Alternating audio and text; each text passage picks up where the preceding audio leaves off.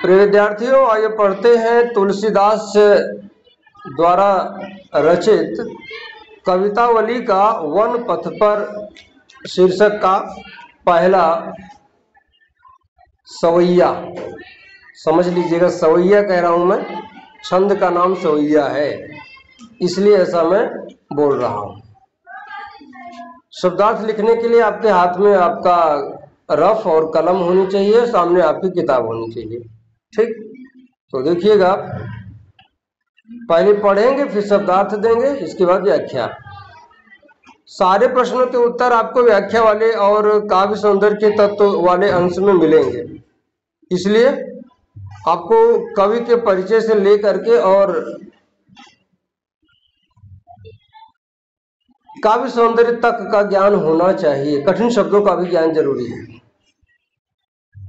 पुरतेन कसी रघुवीर बधु, धरि धीर दये मग में डग दोए, जल की भरी भाल कनी जल की, उठ सूखी गए मधुराधर वे, फिर बूझती हैं चलिनो अब केतिक, पर्ण कुटी करी हो कित हुए, तिय की लखी आतुरता पिय की, अखियां अति चारु चली जल चुए।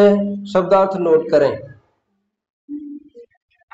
कल शब्दार्थ बताया गया था ना, एक बार मिला लीजिए। पुरते श्रृंगवेर पुर से, निकसी निकली, रघुवीर वधु सीता, जिनका अभी हाल ही में विवाह हुआ है, ऊपर वाले अंश में आप पढ़े हैं। कुछ ही दिन में वनवास भी मिल गया। ये होता है भाग्य का खेल। धैर्य धीर, हिम्मत करके, धैर्य धारण करके, मग में रास्ते में, डग दोए, 2 कदम रखे, अर्थात 2 ही कदम चली होंगी की, क्योंकि जो राजघराने में रहते हैं धूप में कहाँ चलें, कब चले होंगे, पहली बार चल रहे हैं तो परेशानी तो होगी ही।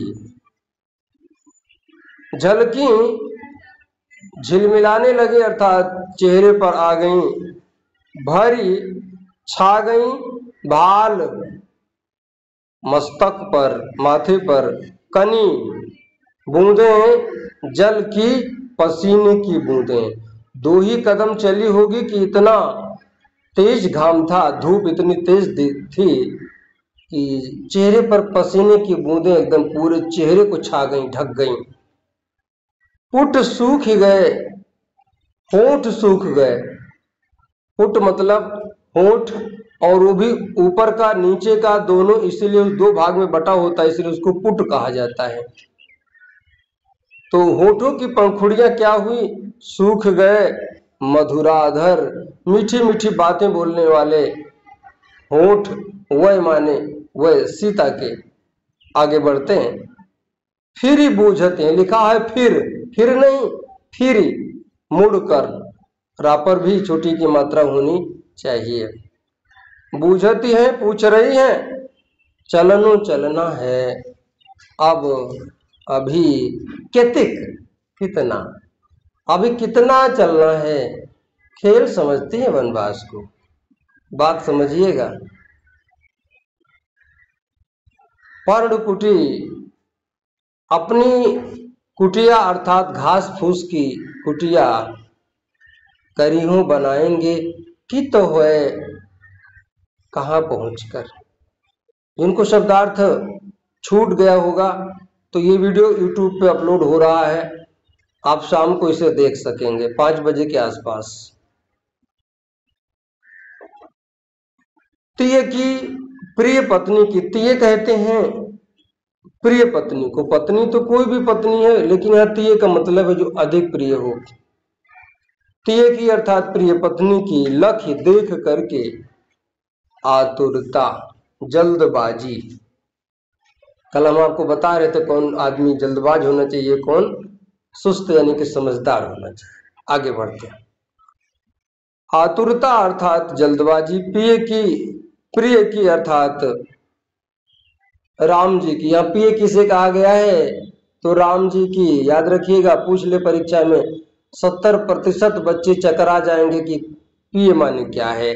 यहाँ पिय से राम का संकेत किया गया है। पिय की राम की अखियां, आंखों में अति अत्यधिक चारु सुंदर आंखों का विशेषण है। चारु किसका विशेषण है? राम की आंखों का। चली बह चली जल चोए आंसू के रूप में चूती हुई टपकती हुई। आंखों से आंसू के रूप में जल बरसने लगे, अर्थात आंखों से आंसू आ गए। क्यों? क्या करूं सीते, उस समय तुम दुखी थी जब हम धनुष को तोड़ने के लिए तैयार थे, वो मेरे बस में था। यहां पिताजी की आज्ञा है, क्या कर सकता हूं मैं? मैंने मना किया था लेकिन तुम चली आई, तो कष्ट तो होगा ही, कुछ समझे ना। और उस समय जब धनुष तोड़ना था तब तो कैसे देखा था? तक्यो गरुड़ लघु ब्याल ही जैसे। ध्यान दीजिएगा, आगे बढ़ते व्याख्या समझते हैं। पहले संदर्भ की चर्चा कर लेते हैं छोटे शब्दों में, क्योंकि पहला काव्य है। तो प्रस्तुत पद्यांश से हमारी पाठ्य पुस्तक हिंदी के काव्य संकलन खंड के वन पथ पर शीर्षक से अवतरित है। इसका संकलन गोस्वामी तुलसीदास जी द्वारा रचित कवितावली नामक प्रसिद्ध काव्य ग्रंथ से किया गया है। इससे अच्छा संदर्भ मुझे लगता है कि शायद बनेगा। मैं बहुत अच्छा नहीं बनाता हूं, लेकिन कोई कसर ना रहे ये कोशिश करते हैं। प्रसंग समझिएगा। प्रस्तुत पद्यांश में पिता द्वारा दिए हुए वनवास को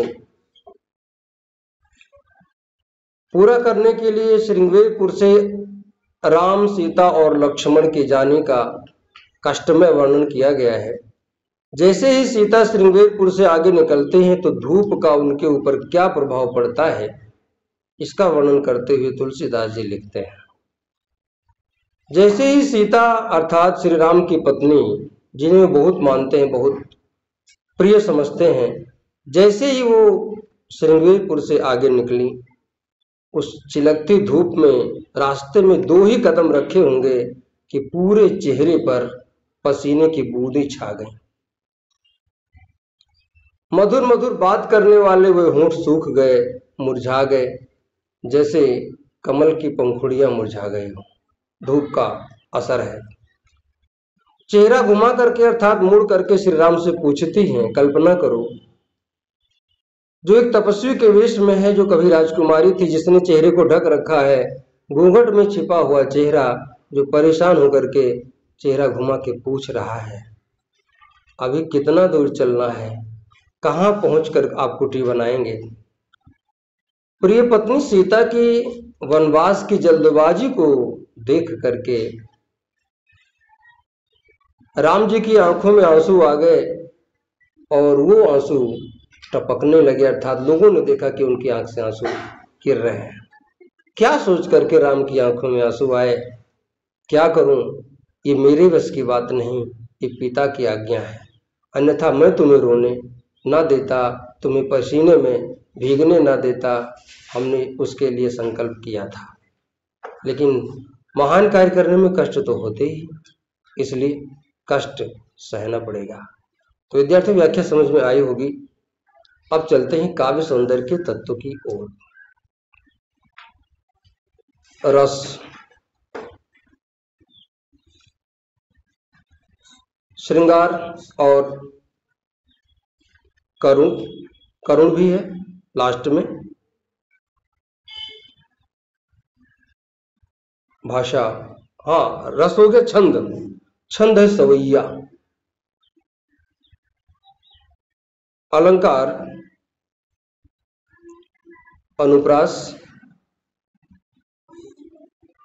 स्वभावोक्ति,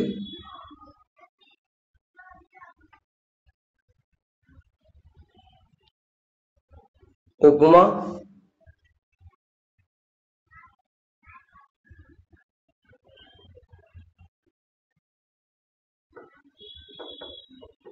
भाषा ब्रज। ध्यान दीजिए, भाषा बदल गई। ब्रज, शैली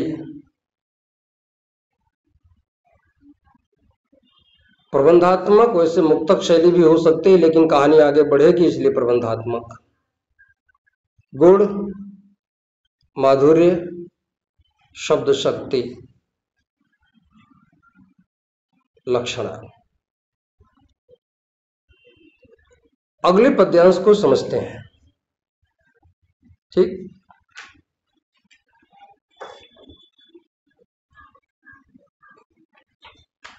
कुछ बात हुई होगी, लक्ष्मण को भेजा गया पानी लाने के लिए, जल लाने के लिए, तो उस काव्य को यहां रखते हैं। राम की भी दशा जब सीता देखती है तो पहले तो उनको हिम्मत हुई राम के सहयोग की बात सुन करके, तो इसके बाद लक्ष्मण को भेजा गया पानी लाने के लिए। तब तक राम से सीता ने कहा कि थोड़ा रुक जाइए, पेड़ के नीचे खड़े हो जाइएगा, लक्ष्मण पानी लाने गए हैं, और इसके बाद पहले हम आपका चरण धुल देंगे, क्योंकि बड़ी गर्मी है, जल चुके हैं, थोड़ा आपको राहत मिल जाएगी। और राम ने सोचा मेरे बारे में सोच रही तो मुझे कुछ ऐसा करना चाहिए कि थोड़ा सा इसको और आराम मिल जाए। आइए देखते हैं कैसे, क्या बारीकी लगाई है, दिमाग क्या लगाया है अपनों को सुकून देने के लिए, ये समझिएगा।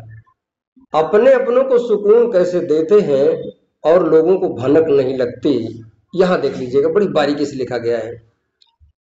जल को गए लखन है लरिका, परिखो पिए छाह घरी के बैठाड़े, पूछी पसेऊ बयारी करो, अरु पाए पखारियों भूभूरी ढाड़े। तुलसी रघुवीर प्रियाश्रम जान के, बैठी विलंब लो कंठ के काढ़े, जानकी नाह को ने लख्यो, पुल को तनु बारी बिलोचन बाढ़े। कुछ कठिनाई आ गई है, हल्की हल्की आपको कठिनाई महसूस हो रही होगी, क्यों, पहले वाले से थोड़ा सा कठिन लग रहा है। शब्दार्थ पढ़ते हैं, सब सरल हो जाएगा। जल को पानी लाने के लिए,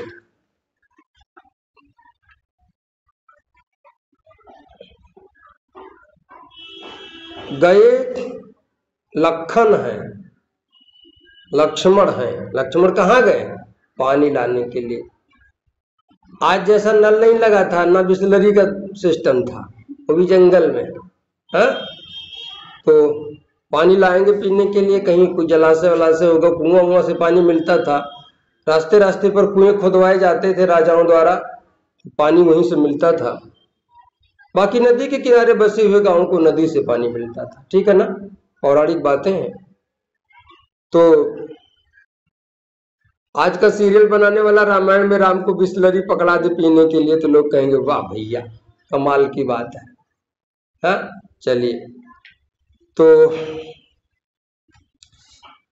परिखो, प्रतीक्षा कीजिए, इंतजार कीजिए। प्रिय हे प्रिय, प्रिय मतलब हे प्रिय, सीता का वाक्य है राम के लिए। छाह, छाया में, घरीक, एक घड़ी अर्थात कुछ पल, होए ठाढ़े, उलट दीजिए, ठाढ़े हुए खड़े होकर, ठीक है ना, ठाढ़े हुए खड़े होकर। पूछी पसीऊ, पसीना पूछ कर, बयारी करूं, थोड़ा हवा कर देती हूं, अरु, और याद आई रिंकी की बात, जब इन्होंने कहा था स्पीड ज्यादा है, तो मैं याद करके फिर स्पीड कम कर रहा हूं पढ़ने की, लिखने की। शब्दार्थ नोट कीजिएगा बच्चों, छूट तो नहीं रहा किसी का, रामशंकर जी नहीं छूट रहा ना, ठीक। गांव का शब्द आ रहा है, बड़ा ही खूबसूरत शब्द आ रहा है, आप सुनेंगे खुश हो जाएंगे। वैसे खुश मत होइए, गर्मी में ये कष्ट देने वाला, कठिनाई वाला हो सकता है। हाँ, ठंडी में कुछ मीठी मीठी यादें लेके आता है, कैसे अभी बताते हैं। तो पसीऊ, पसीने को बयारी करो, हवा करती हूँ, अर्थात दुपट्टे से, उस जो क्या था वो कहते हैं अंचला, अंचले से हवा करती हैं। पूछ पसीऊ बयारी करो, और पाए, पैर, कल्पना कुछ पूछ रही है, बताओ बेटा। ठीक। पाए पखारी हूं, पैर धुल दूंगी। भू भूरी ये शब्द गांव का है। जलती हुई कोष्ठक में लिख लो भुलभुली। आप जान गए होंगे, भुलभुली जानते हैं ना? नहीं जानते? कौन लोग नहीं जानते? कोई जानता है? नहीं जानता, सब जानते हैं। बताएंगे कैसे। भूभुरी अर्थात बुलबुली अर्थात गरम, मानो तवे पर गरम की गई आग हो, ऐसे बालू गरम है। ढाढ़े जले हुए, ढाढ़े मतलब जले हुए। अब आपको बता दें, गांव में कौरा तापा जाता है, बड़ा सा कौरा लगाया जाता है और ठंडी में लोग देर तक तापते हैं। तो कुछ ऐसे छोटे छोटे कतरन जब इकट्ठा, भूसी इत्यादि इकट्ठा करके जब कौरा लगाया जाता है, तो जो आग फूंकने पर जलती नहीं है, लेकिन पीढ़ा से टारो तो फिर अगी आग दिखाएला अंधेरे में, तो उसे बुलबुली आग कहते हैं। बच्चों, गंजी और आलू उसी में भूना जाता है, बहुत गजब स्वाद होता है। इसलिए मैंने कहा कि जब बताएंगे तो आपको याद हो जाएगा। बड़ा खूबसूरत इसका अनुभव है। गंजी और आलू, वो भी खेत में से जब खो दिया जाए तो चौराहे के दूठ निकाल ला। जब आलू खेत सिंचाई जाला तो हम लोग जाते थे, बारीकी से निकाल लेते थे। दादा, हाँ यह निकल आया, निकल रहा, निकल रहा कि निकाल बहुत मार रहा दो भाई, छोटे छोट बा। अच्छा दे ले, बूझ ले समझा के। चला, गांव की यादों को ताजा किया हमने इस छोटी सी बात में। तो यहाँ क्या है, जैसे वो आग जो है दिखती तो नहीं कि उसमें आग है, ऐसे बालू में आग नहीं दिख रही है, लेकिन पैर पड़ जाने पर लगता है पैर कहाँ पड़ गया, आग में पड़ गया। उस बालू, उस रेत पर चल रहे हैं राम लक्ष्मण और सीता, और सबके पैर जले हुए हैं। थोड़ा पानी से धुल लेंगे, राहत मिल जाएगी। आगे बढ़िएगा।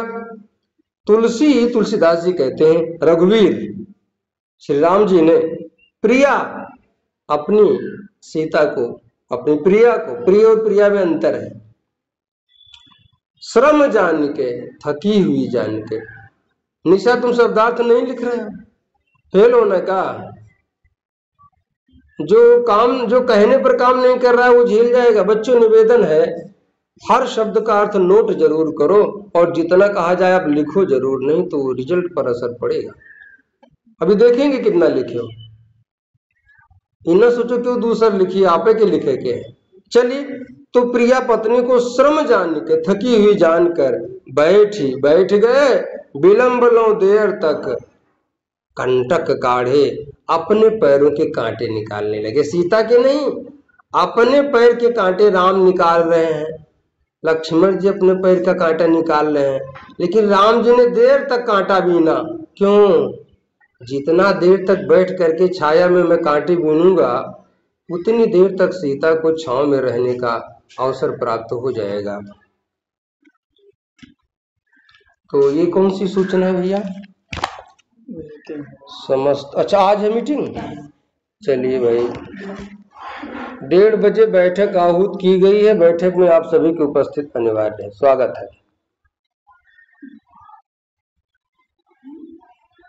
जी भैया, ले जाइए।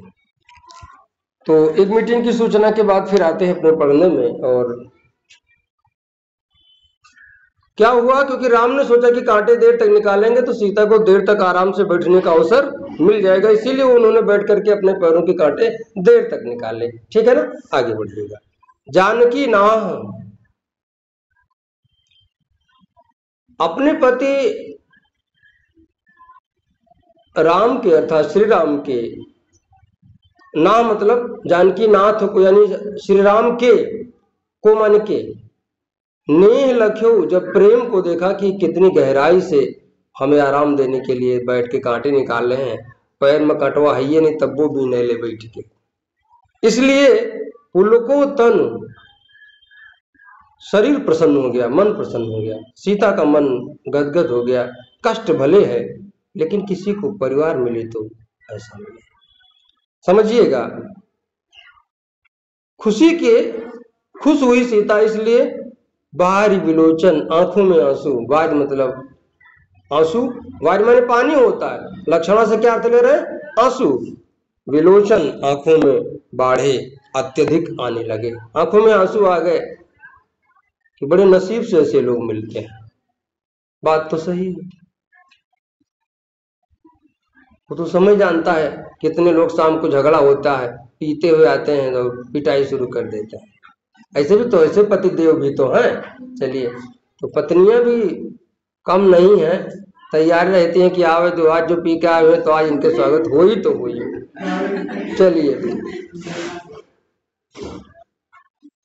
चलिए मैं यूट्यूब पर ये जानकारी नहीं दूंगा कि दारूबाजों की स्थिति क्या है, मैं आगे व्याख्या में चलता हूँ। तो प्रस्तुत पद्यांश में वनवास के लिए चलने वाले राम लक्ष्मण सीता आदि के रास्ते में आने वाली बाधाओं का उल्लेख करते हुए सीता और राम के प्रति एक दूसरे के गहरे प्रेम को व्यक्त किया गया है। व्याख्या समझिएगा। सीता ने कहा कि लक्ष्मण जल लेने के लिए गए हैं, तब तक एक पल के लिए, कुछ समय के लिए आप इस पेड़ के नीचे खड़े हो जाइए, और जब तक वो पानी लेकर आते हैं तब तक हम अपनी इस आंचले से आपके चेहरे पर हवा कर देते हैं, जिससे कि पसीना सूख जाए। और जब जल आएगा तो चिलचिलाती हुई गर्मी से आग जैसे भुलभुले दिखने वाले इस रेत से जले हुए आपके पैर को धुल देंगे, थोड़ा आपको आराम मिल जाएगा। क्या करें, हम सब पिता के आदेश में बंधे हुए हैं। श्री राम ने अनुभव किया कि भाई मेरी वजह से इतना कष्ट उठा रही है, तो सीता अधिक थकी हुई है। जब राम ने अनुभव किया कि सीता ज्यादा थक गई है, तो बैठ गए और काफी देर तक वो अपने पैरों के कांटे बीनते रहे। इसलिए वो देर तक बैठकर कांटा निकाल रहे हैं, जो रास्ते में कांटे लगे हैं पैरों में उन्हें निकाल रहे हैं। वो भी देर तक इसलिए निकाल रहे हैं क्योंकि सीता को कुछ और आराम करने का मौका मिल जाएगा। अच्छा, आप लोगों ने दो लोगों को देख लिया, ज्यादा आराम देने के लिए सीता राम के चेहरे पर हवा कर रही है, पेड़ के नीचे खड़ा होने की बात कर रही है कि खड़े हो जाओ कुछ देर छां लो। राम जी क्या कर रहे हैं?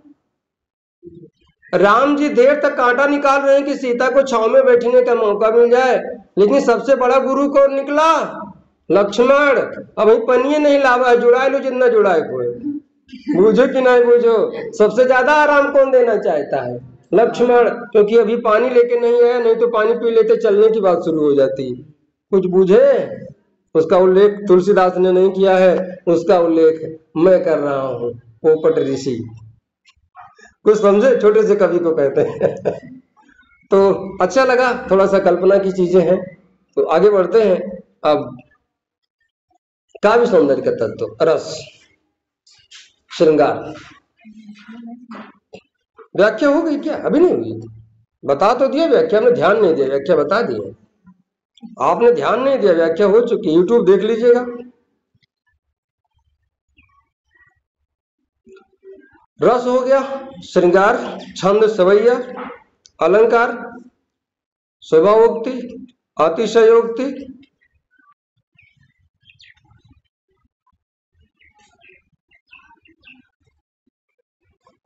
अनुप्रास। अनुप्रास बताए कि नहीं बताए? बताए होंगे। और कहीं कोई अलंकार नजर नहीं आ रहा है? देख रहे हैं कि कहीं कुछ हो?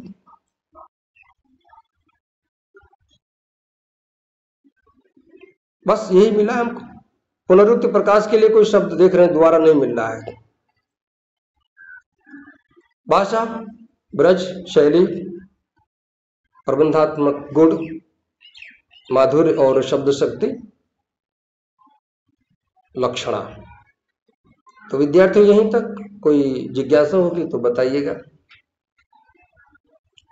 ये वीडियो आपको YouTube पर मिल जाएगा 5 बजे के आसपास, यदि हम सुरक्षित रहते हैं तो, क्योंकि बाइक चलाते हैं हाई स्पीड में, क्या पता है।